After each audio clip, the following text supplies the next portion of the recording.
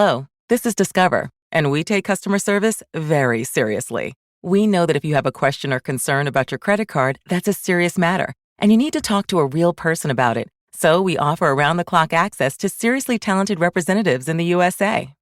Again, it's a serious endeavor. The only funny thing about it is Bob. If you call us and Bob answers, you're in for a treat. Get 100% US-based customer service and talk to a real person day or night. Discover. Exceptionally common sense. Shop Mattress Firm's year-end sale and put an end to junk sleep. Save up to $500 when you get a king bed for the price of a queen or queen for a twin. Plus, get a free adjustable base with qualifying Sealy purchase up to a $499 value. Or shop top-selling brands and get up to 50% off select mattresses, like Sealy twin mattresses starting at $224.99 or Serta twin mattresses at $349.99. And shop with confidence thanks to our low price guarantee. Only at Mattress Firm. Restrictions apply. See store for details. Thank you for calling 423-GET-FAME. That's 423-GET-FAME. I would tell you to leave a message, but the truth is, I don't really care. I've had this hotline open for months, and not one of you jokers have what it takes to be famous like me. So leave a message if you want, but don't expect a call back. I've got way more important things to do than to waste my time on losers like Mascarita Sagrada and you all. Thank you, and have a nice day.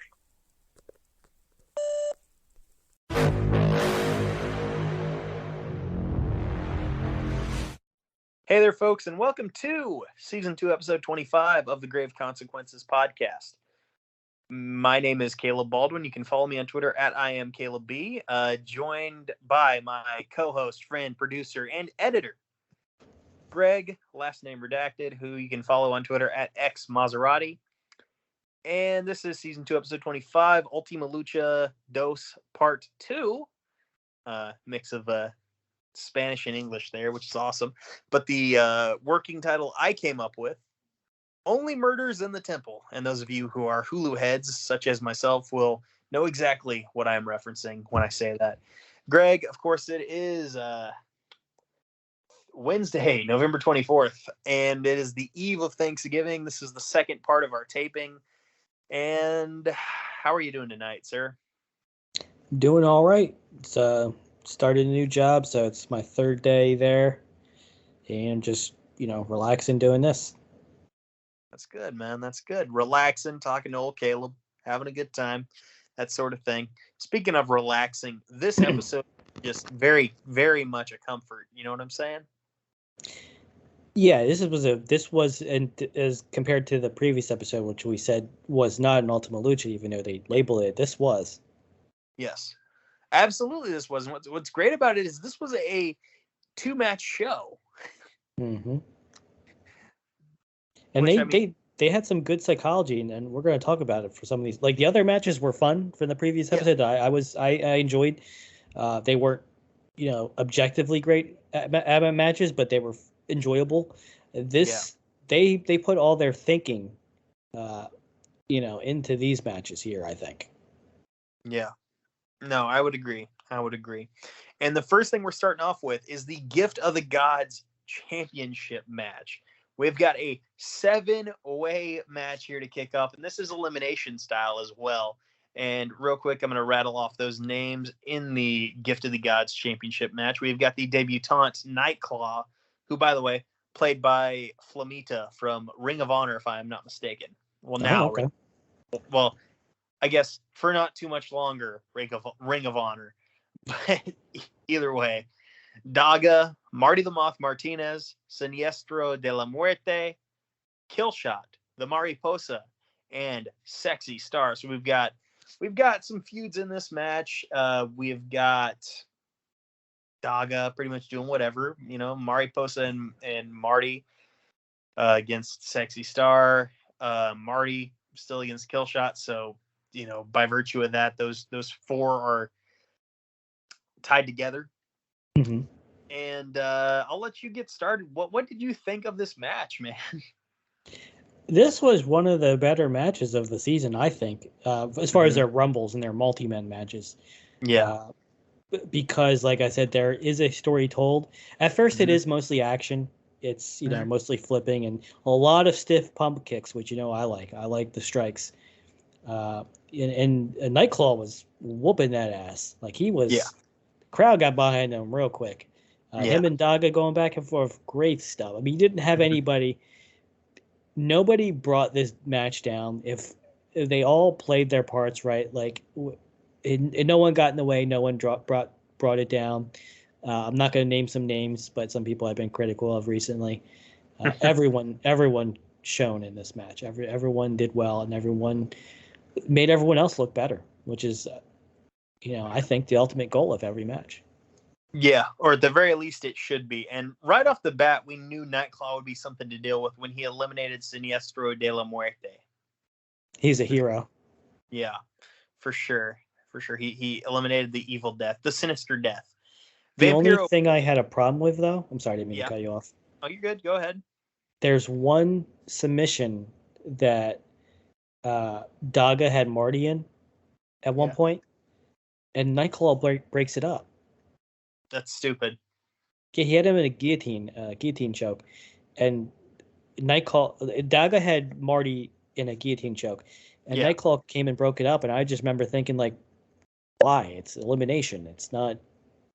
It's not one fall. Yeah, it's just, I don't know. There's no strategy. Like, I mean, I don't know. That was the one part where I was like, all right, that's stupid. But that's the only criticism I have of this match. Yeah. No, you're absolutely right. Oh, by the way, at one point, Vampiro almost said Marty had retard strength. What would have been Vampiro's words, not mine. Yes. Yeah, Vampiro said, well, I almost said something else, but I know how you would get offended, Matt. And yeah, it's like 2 and 2 equals 4. Vampiro, of course, would say retard strength in 2016. And he implied Stryker was 1. Yep. Even though Matt Stryker, again, school teacher, but then again, I've met some school teachers in my life. But, gosh. Uh-oh. Don't like the path this is going down. No, you just hate teachers. It's cool. Yeah, just any type of public employee, just not a fan of. Marty the Moth and the Mariposa eventually get this down to basically a 2-on-1 situation. After Marty and Mariposa eliminate Killshot, and it's mostly Mariposa doing the work, by the way, which I love that about Marty is like, he's the male, but he lets his sister do all his dirty work for him. It's a funny combination, and the thing is, Killshot didn't even. I wasn't critical, but I pointed out that he lost a lot in the first season where he debuted. He does lose here, but he doesn't look weak because he whoops some ass. Yeah. He even takes out Nightclaw, who originally was whooping everyone else's ass. Mm-hmm. He takes him out, the Storm Cradle Driver, where he gets him in the. It's that lucha move where he has him by their legs are around his waist and they're facing forward. Yeah. And he lifts him up just enough so he can grab the head from back and just flip him forward enough to make it like a Michinoku driver. Yeah. It's such an amazing finisher. And he pins him with that. And then he loses to Mariposa and Marty. And did you see the curb stop that Marty did to Killshot? Yeah. He did it so there. Marty does a curb shot. Oh my God, does the curb stomp to Killshot. Killshot actually flips a little bit so that the back of his head and upper back actually hit the mat from the impact of the strike. Like it didn't look like it was an earned pin. Like anybody should have been pinned from that. So it didn't make him look weak by taking that loss. It actually, if anything, it added to the story because now Sexy Star has to beat Marty and Mariposa, who had just taken out Killshot. So they've shown that they're it's going to be not only is it 2-on-1, but they just show that they're such an effective machine that they can take out a killer like Killshot. So she's got her work cut out for her. So that's some good, like I said earlier, like they put all their story into this match and the next one a little bit, but it's more subtle. Yeah. Yeah, no, you're not wrong. You're not wrong here. And Sexy, by the way, she gets the hard work done first here because she does eliminate the Mariposa. And just, man, those two facing off brings me back to their No Moss match from earlier this season, and how amazing that truly was. Dude, when that match happened, I remember Solo Monster was just couldn't say enough good things about it. He loved it. Yeah. Yeah. Oh, I'm sorry. But yeah, after she eliminates the Mariposa, it's her and Marty again, and just how, the more things change, the more they stay the same. Because if you remember, Sexy Star, after she beats Superfly in the first season to win her Aztec medallion back then, now the Gift of the Gods championship is on the line, and she's facing Marty again.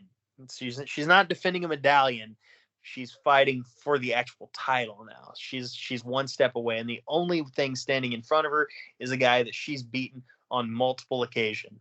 And the crowd, and sometimes I can do without the believers in the temple, but at other times they really they show out and they add to the show. And they added to the show when Sexy's facing off with Marty and the crowd is chanting, "Kill the Moth." Yep. That was amazing. Like, they were into it. Like, this story, they told a good story. It took, you got to give Lucha credit because they paced this story throughout the whole. It started at the end of last season. Yeah. Yeah.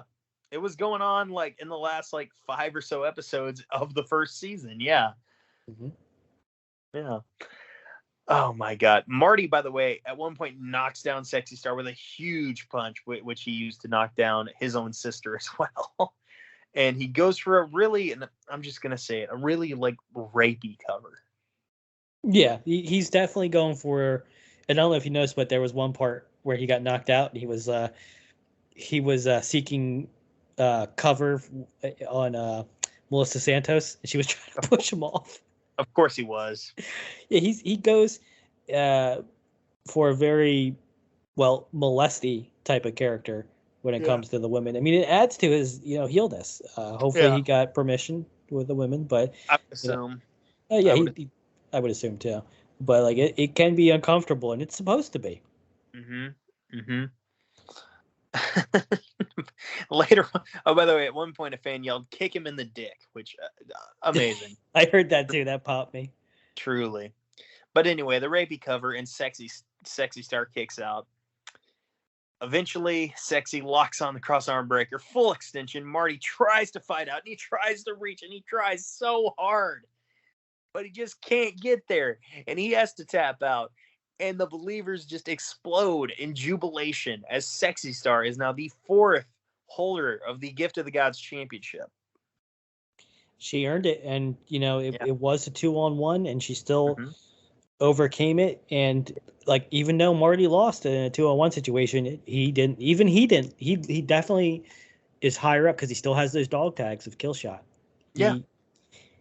It's amazing because nobody looks weak. Nobody looks like a geek, even though they lost the 2-on-1. But it's still it was Sexy's match to win, and she overcame story and physicality. It was a great match. Yeah, and if I can make a comparison real quick, and I know I talk about him so much, and by the time this comes out, it will have been a month and a half since this happened. But Sexy Star, you go into this match and you look at all the contenders here, and I listed them off earlier, and I'll do it again. You got Siniestro de la Muerte, a killer who's, maybe not, doing great things, but sleeper hit. Marty the Moth and the Mariposa, who've got their alliance going on. The Kill Shot, again, he's rolling right now, and he's got the thing with Marty, but he's still rolling. You got the debuting Nightclaw, who we don't know anything about, but what can he do? Sexy Star is probably the last person you would expect to win the Gift of the Gods here, and yet she did. She was kind of like the Atlanta Braves of this match, man.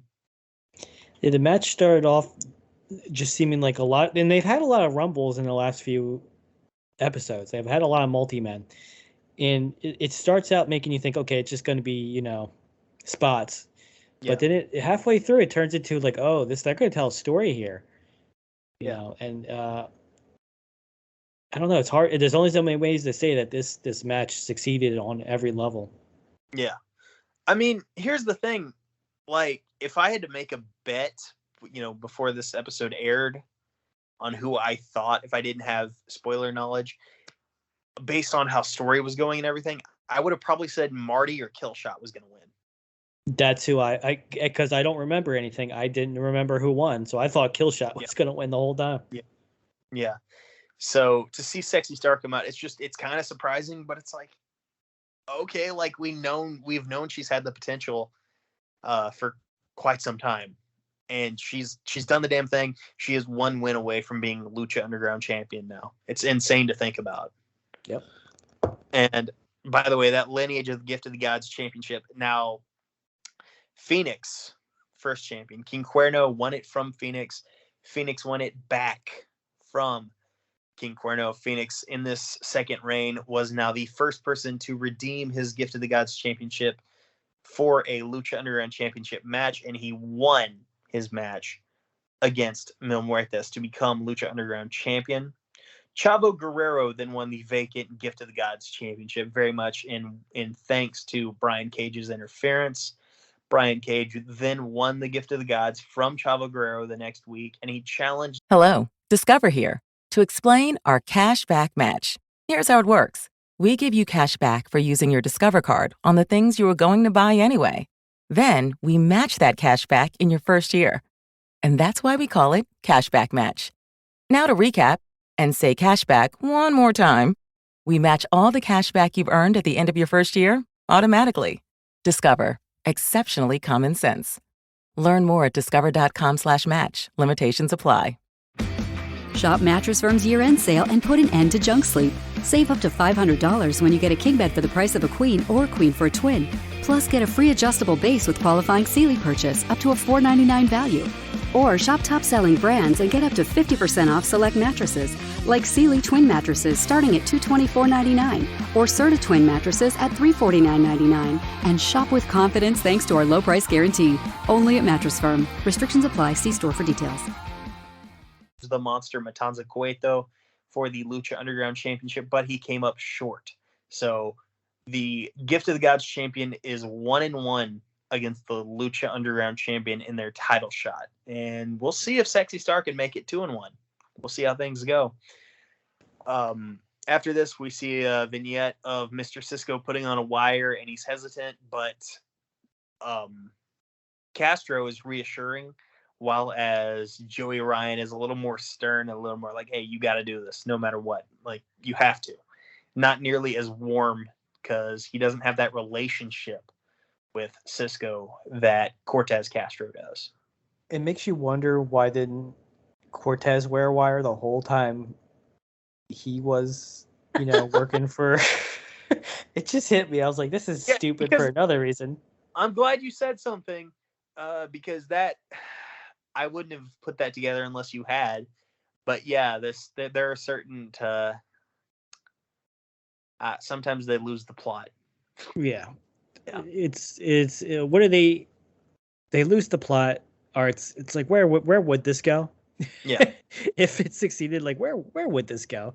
And we find out later where it could go, and it doesn't really involve police. I'll say that. No, the police are very much an afterthought in later parts of this. But hey, we've got our main event, and that's right, it's only a 2-match show. We got our main event. It's a death match. King Cuerno versus Mil Muertes. Wow. Dude, how many matches are on the final episode? Is it 5. like... How long is it? It's a 2-hour. The season finale is always going to be a 2-hour episode. Or I guess for us, a 90-minute episode. Wow. Yes. They always cram so many like they have Ultima Lucha, and instead of just doing like a full pay-per-view and they just split it among a few days, they try to actually film it like different episodes, and they always run long. It's just, I don't know. Yeah. I don't know. I'm sure a couple of those matches are going to be short next week, but then again, they've got 90 minutes to fill. This match was like, and I've said it so much about so many matches on the show, but this match was amazingly physical. And at one point, by the way, Cuerno is like hanging, hands, fingers hanging, trying not to fall off of the bandstand. And then Mil Muertes just full on Scar, long live the king. Knocks him off. That was a great segment. And this is after they got done brawling with the band. Yeah. using the band things. This match was incredible because they made it very clear that Cuerno was stronger and tougher. Yeah. And Mill. More case. Yeah, I can't talk today, but Mill. Yeah. They made it clear that he's the stronger juggernaut. Yeah. But they had Cuerno get a lot of offense in by being like a counter wrestler, like tricking Mill into making mistakes and capitalizing on his mistakes. Like, and I just can't praise Cuerno enough for how he wrestles to his gimmick. Yeah. And I went into this match because not remembering it, obviously, as usual, thinking like, okay, was this a squash match? And it could have been, but it's not. Yeah, even though Mill is whooping his ass, Cuerno gets a lot of segments where it's like, oh shit, he can turn it around here, and he does for a little bit here and there. Yeah, and he tries to go for one more hope spot here, and this proves to be his last one. He throws Mil Muertes' head through a window pane, and Mil Muertes no-sells that motherfucker and puts Cuerno through one for his trouble. Yeah, there's a theme with this match, and that is Cuerno is a hunter who flirts with death, but Mill is death itself. So he can get his spots in. He can do very well. He might even kill Mill every once in a while, but you can't kill death. And the hunter flew too close to the sun. He was Icarus for a little bit. Yep. And ultimately he gets burned. Yes. And that tends to happen, man. You can't be, like you said, can't fly too close to the sun. Your wings will burn. You're only mortal. He's a mortal going against the god and his god girlfriend. Yes. So good luck. Yeah, exactly. We did get one of the best quotes from Vampiro, though. Did we? Oh my god. Like, it's actually a good quote. Oh, okay. I forget what spot it was, but Stryker asks him, what does a blow like that do to a man? And it's after, Cuerno got like leveled with a spear or something. Yeah. And Vampiro said, it'll make you talk to God in a different language. And it's something that doesn't make sense, but makes sense. Yeah, it makes sense in the mind of Vampiro and guys like Charlie Kelly and Frank Reynolds, I'm sure. King Cuerno, after he gets his head put through a window, gets sent down the steps. Mil Muertes hits him with a crowbar to the head. A diving crowbar spot. From the top rope. Yes, this was awesome. Mil Muertes then hits a tombstone. No need for a flatliner. Hits a tombstone. And Mil Muertes gets the win. Katrina gives King Cuerno the lick of death, and I would say the feud's over. Well, you also missed the 3 fucking power bombs he did right after the fucking crowbar spot. Like, he kills him. Yeah. He hits him with a diving crowbar. That's not enough. Yeah. So he does 3 power bombs, one of them through a table, and then he does a tombstone. Like, it's, Cuerno doesn't look weak, but you're dead, and he leaves on a stretcher. Yeah. Well, yeah. I mean, Katrina gave him the lick of death, so we'll see how King Cuerno recovers from what he experienced, man. And after the commentary booth previews next week's portion of Ultima Lucha Dos, Matt Stryker asked Vampiro, he says, like, I know you haven't made a lot of comments, whether, you kind of shied away from being Pentagon's master. And Vampiro then decides to take his pills, throw them in the trash can. He's like, you know what? I'm his master. I got to go get my student ready. And he walks off. Crowd's popping, going insane for him. Matt Stryker signs us off, but that is not the end of the episode because we go to Mr. Cisco in Dario's office. He's coming in to check in, and Dario just tells Cisco to get out, and Cisco just can't act like at all. No. It's bad. And I wonder if it was meant to be intentionally bad, like to the point where it's like, okay, well, the character is nervous, so he's, kind of tipping his hand here. And Dario says, like, oh, what do they want me for? Because, okay, like, Cisco is just being so obvious about it to the point where Dario's like, "Are you wearing a wire?" Well, he walked in and said, "Hey man, if you're up to anything, I want to be involved." Oh my god, yeah. Like, oh, you kids got any marijuana that I could smoke? Hi, fellow kids.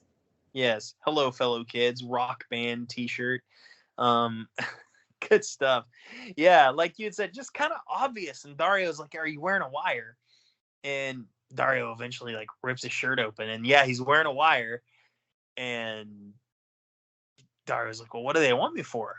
Cisco's like, I don't know, man. I mean, like, Zarya's like, "What, do they want me for murder?" And Cisco's like, "No, I don't think so. What do you mean?" And he's like, "Well, they do now." He takes his bull and we assume kills him.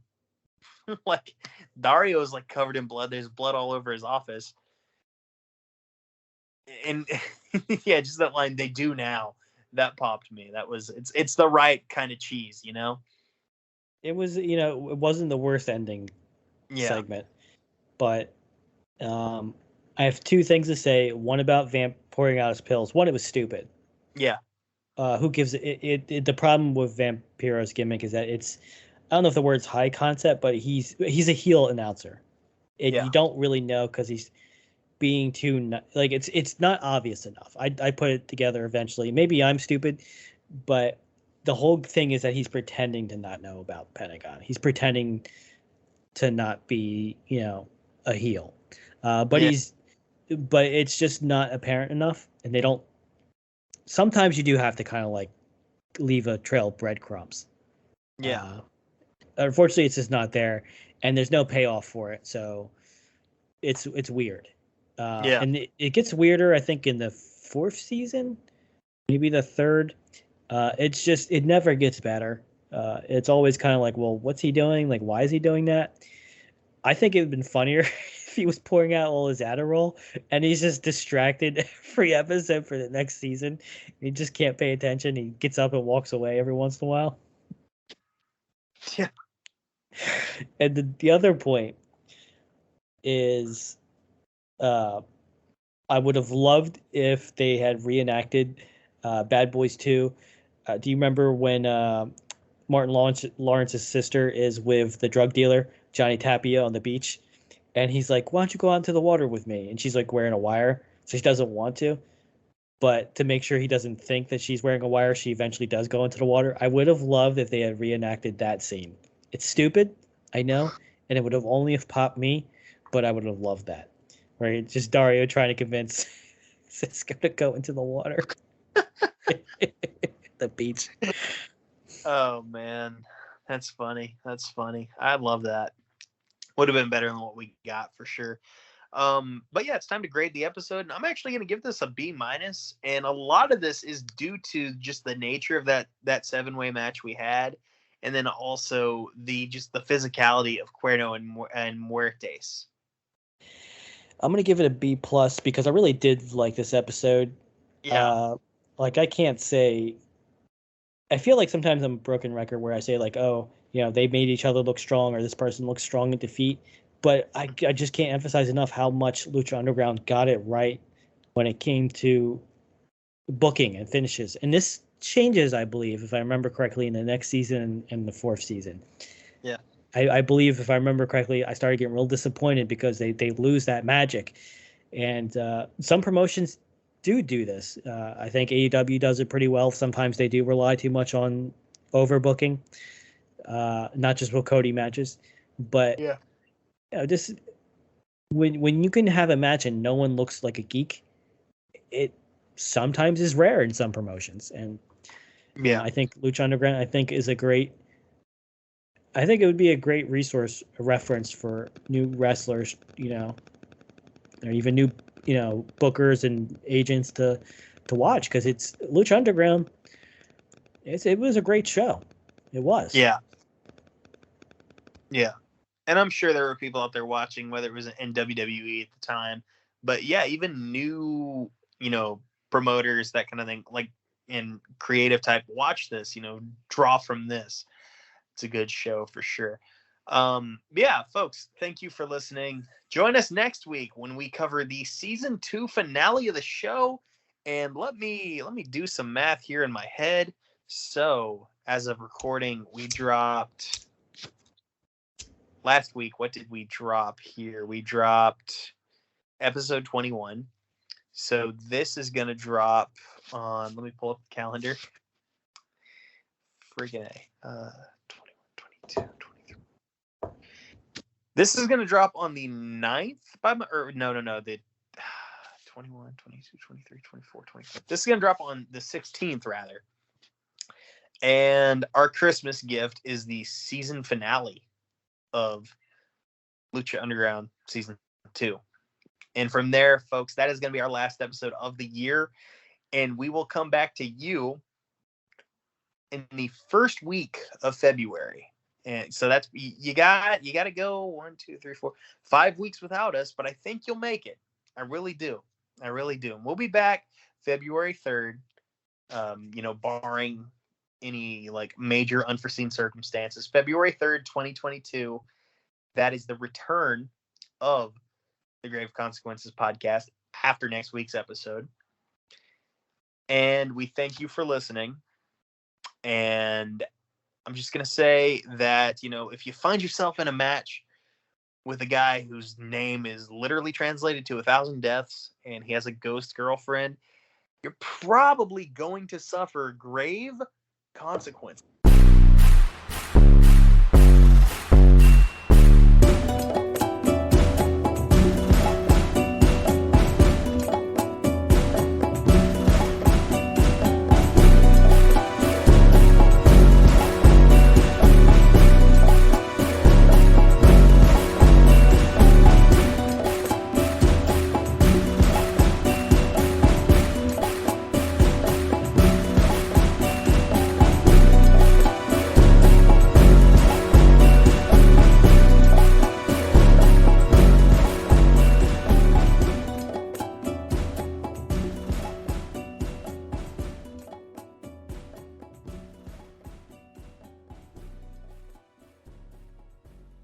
Cancer. So many lives are touched by cancer. In fact, 1 in 2 men and 1 in 3 women will be diagnosed with cancer.